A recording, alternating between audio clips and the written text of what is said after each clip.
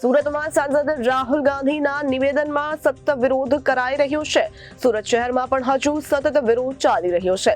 ભાજપાના એક કાર્યકરે પોલીસ સ્ટેશનમાં કરી અરજી। રાહુલ ગાંધી સામે સિંગણપુર પોલીસ સ્ટેશનમાં અરજી અપાઈ છે। સુરતમાં સાંસદમાં રાહુલ ગાંધીના નિવેદનમાં સતત વિરોધ થઈ રહ્યો છે।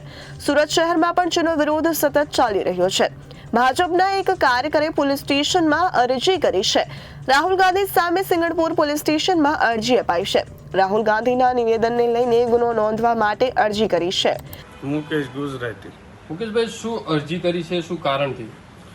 રાહુલ ગાંધીએ સંસદમાં જે બફાટ કર્યો છે કે ભાઈ હિન્દુ હિંસક છે, તો તેના માટે અમે સિંગણપુર પોલીસ સ્ટેશનમાં અરજી કરી છે। તેના પર કેસ ગુનો દાખલ થાય અને કાયદેસરની કાર્યવાહી થાય। કારણ કે હિન્દુ હિંસક છે એવું એ વારંવાર બોલે છે। ક્યારેક બોલે છે આતંકવાદી છે, હિન્દુ આતંકવાદી। મુંબઈ હુમલા વખતે આવું નિવેદન કોંગ્રેસમાંથી આવ્યું હતું।